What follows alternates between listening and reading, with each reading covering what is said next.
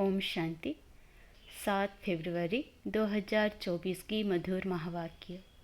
मीठे बच्चे, आत्म अभिमान विश्व का मालिक बनाता है, देह अभिमान कंगाल बना देता है, इसलिए आत्म अभिमानी भव। प्रश्न: कौन सा अभ्यास अशरीरी बनने में बहुत मदद करता है? उत्तर: अपने को सदा एक्टर समझो। जैसे एक्टर पार्ट पूरा होते ही वस्त्र उतार देते हैं, ऐसे तुम बच्चों को भी यह अभ्यास करना है। कर्म पूरा होते ही पुराना वस्त्र अर्थात शरीर छोड़ अशरीरी हो जाओ। आत्मा भाई भाई है, यह अभ्यास करते रहो। यही पावन बनने का सहज साधन है। शरीर को देखने से क्रिमिनल ख्यालात चलते हैं, इसलिए अशरीरी भव। ओम शांति। बाप बेट बच्चों को समझाते हैं क्योंकि बहुत बेसमझ बन गए हैं। 5000 वर्ष पहले भी तुमको समझाया था और देवी कर्म भी सिखलाए थे। तुम देवी देवता धर्म में आए थे, फिर ड्रामा प्लान अनुसार पुनर्जन्म लेते लेते और कलाएं कमती होते होते यहाँ प्रैक्टिकली बिल्कुल ही नील कला हो गई है, क्योंकि यह है ही तमो प्रधान रावण राज्य। यह रावण राज्य भी पहले सतो प्रधान था, फिर सतो रजो तमो बना है, अब तो बिल्कुल ही तमो प्रधान है। अब इसका अंत है। रावण राज्य को कहा जाता है आसुरी राज्य। रावण को जलाने का फैशन भारत में है। राम राज्य और रावण राज्य भी भारतवासी कहते हैं। राम राज्य होता ही है सतयुग में, रावण राज्य है कलयुग में। यह बड़ी समझने की बातें हैं। बाबा को वंडर लगता है, अच्छे अच्छे बच्चे पूरी रीति ना समझने के कारण अपनी तकदीर को लकीर लगा देते हैं। रावण के अवगुण चटक पड़ते हैं, देवी गुणों का खुद भी वर्णन करते हैं। बाप ने समझाया है, तुम वो ही देवताएं थे, तुमने ही 84 जन्म भोगे हैं। तुमको फर्क बताया है, तुम क्यों तमो प्रधान बने हो। यह है रावण राज्य। रावण है सबसे बड़ा दुश्मन, जिसने ही भारत को इतना कंगाल तमो प्रधान बनाया है। राम राज्य में इतने आदमी नहीं होते हैं, वहाँ तो एक धर्म होता है। यहाँ तो सब में भूतों की प्रवेशता है। क्रोध लोभ मोह का भूत है ना। हम अविनाशी हैं, यह शरीर विनाशी है, यह भूल जाते हैं। आत्म अभिमानी बनते ही नहीं है। देह अभिमानी बहुत हैं। देह अभिमान और आत्म अभिमान में रात दिन का फर्क है। आत्म अभिमानी देवी देवता सारे विश्व के मालिक बन जाते हैं। देहाभिमान होने से कंगाल बन पड़ते हैं। भारत सोने की चिड़िया था, भल कहते भी हैं परंतु समझते नहीं है। शिव बाबा आते हैं देवी बुद्धि बनाने। बाप कहते हैं, मीठे मीठे बच्चों, तुमको विश्व का मालिक बनाता हूँ। यह लक्ष्मी नारायण विश्व के मालिक थे। कब सुना कि इन्हों को राजाई किसने दी? उन्होंने कौन सा ऐसा कर्म किया जो इतना उच्च पद पाया? कर्मों की बात है ना। मनुष्य आसुरी कर्म करते हैं तो वह कर्म विकर्म बन जाता है। सतयुग में कर्म अकर्म होते हैं, वहाँ कर्मों का खाता होता नहीं। बाप समझाते हैं, ना समझने कारण बहुत विघ्न डालते हैं। कह देते हैं शिव शंकर एक हैं। अरे, शिव निराकार अकेला दिखाते हैं, शंकर पार्वती दिखाते हैं। दोनों की एक्टिविटी बिल्कुल ही अलग। मिनिस्टर और प्रेसिडेंट को एक कैसे कहेंगे? दोनों का मर्तबा बिल्कुल अलग है। तो शिव शंकर को एक कैसे कह देते हैं? यह जानते हैं जिनको राम संप्रदाय में आना नहीं है, वे समझेंगे भी नहीं। आसुरी संप्रदाय गालियाँ देंगे, विघ्न डालेंगे, क्योंकि उनमें 5 विकार हैं ना।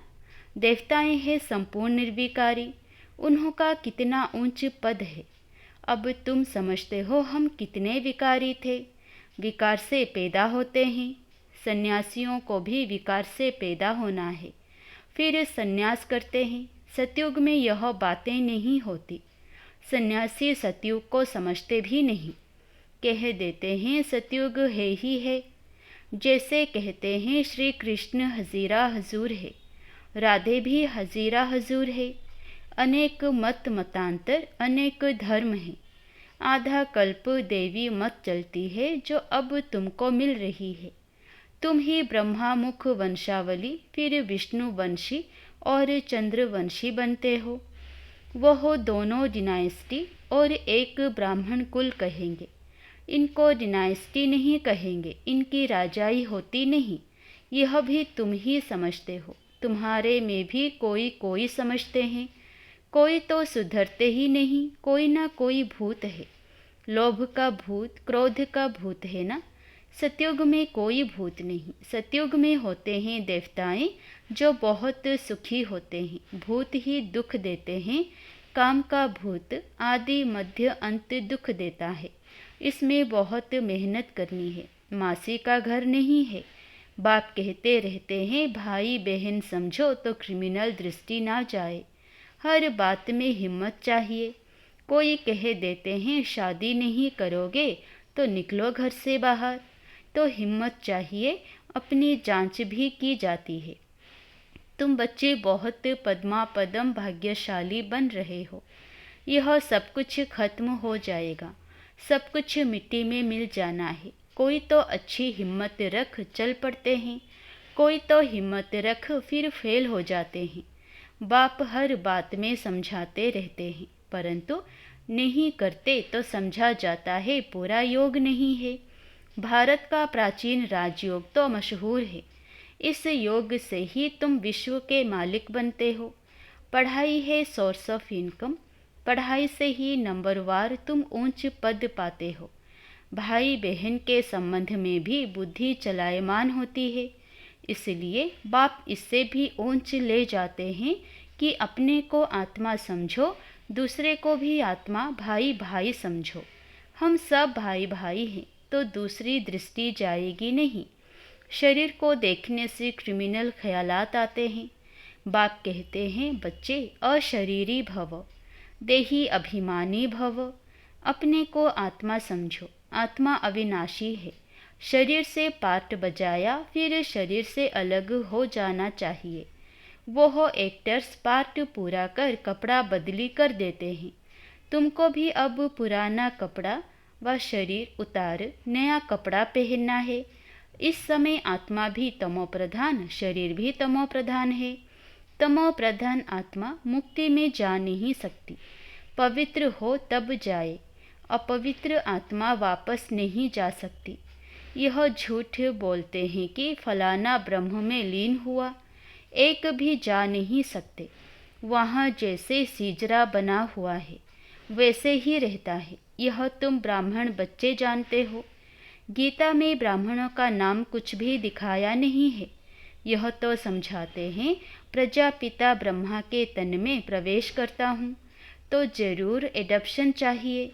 वह ब्राह्मण है विकारी, तुम हो निर्विकारी। निर्विकारी बनने में बहुत सितम सहन करने पड़ते हैं। यह नाम रूप देखने से बहुतों को विकल्प आते हैं। भाई बहन के संबंध में भी गिर पड़ते हैं। लिखते हैं बाबा हम गिर पड़े, काला मुंह कर लिया।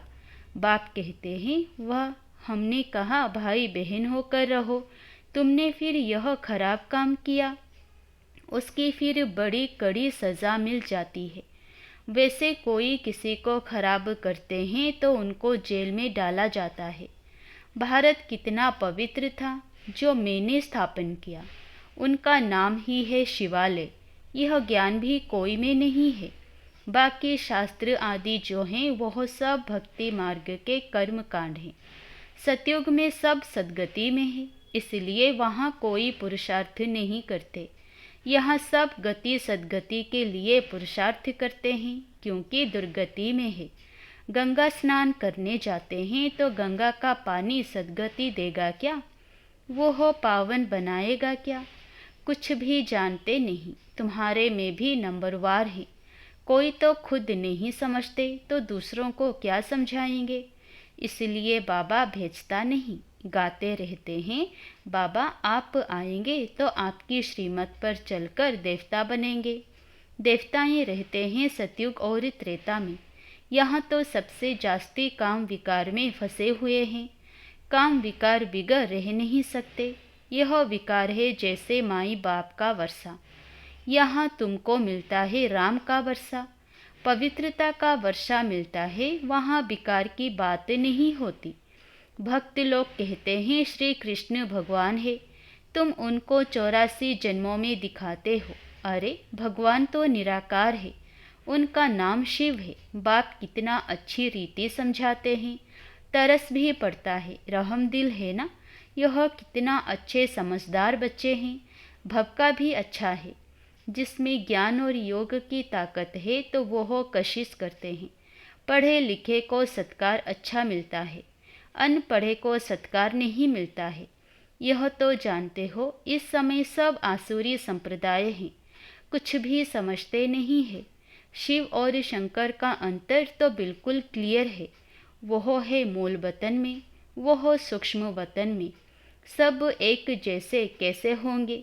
यह तो तमो प्रधान दुनिया है। रावण दुश्मन है आसुरी संप्रदाय का, जो आप समान बना देता है। अब बाप तुमको आप समान देवी संप्रदाय बनाते हैं।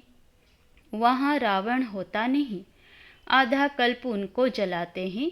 राम राज्य होता है सतयुग में। गांधी जी राम राज्य चाहते थे, लेकिन वह राम राज्य कैसे स्थापन कर सकते।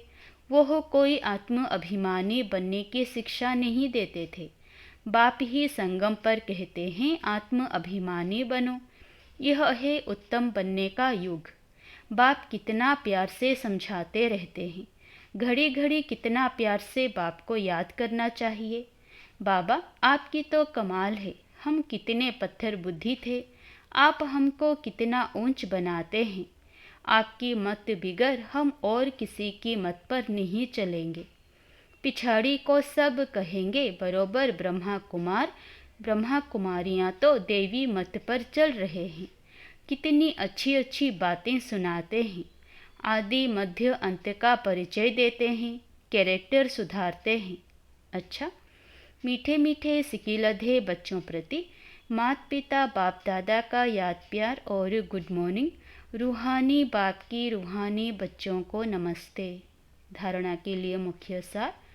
पहला, दृष्टि को शुद्ध पवित्र बनाने के लिए किसी के भी नाम रूप को ना देख अशरीरी बनने का अभ्यास करना है। स्वयं को आत्मा समझ आत्मा भाई से बात करनी है। दूसरा, सर्व का सत्कार प्राप्त करने के लिए ज्ञान योग की ताकत धारण करनी है।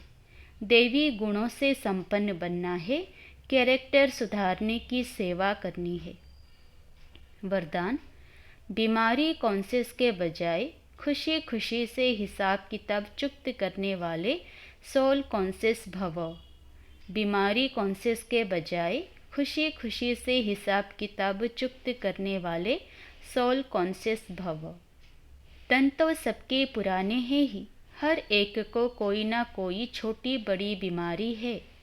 लेकिन तन का प्रभाव अगर मन पर आ गया तो डबल बीमार हो, बीमारी कॉन्शियस हो जाएंगे। इसलिए मन में कभी भी बीमारी का संकल्प नहीं आना चाहिए। तब कहेंगे सोल कॉन्शियस। बीमारी से कभी घबराओ नहीं, थोड़ा सा दवाई रूपी फ्रूट खाकर उसे विदाई दे दो। खुशी खुशी से हिसाब किताब चुक्त करो। स्लोगन, हर गुण हर शक्ति का अनुभव करना अर्थात अनुभवी मूर्त बनना। हर गुण हर शक्ति का अनुभव करना अर्थात अनुभवी मूर्त बनना। अच्छा, ओम शांति।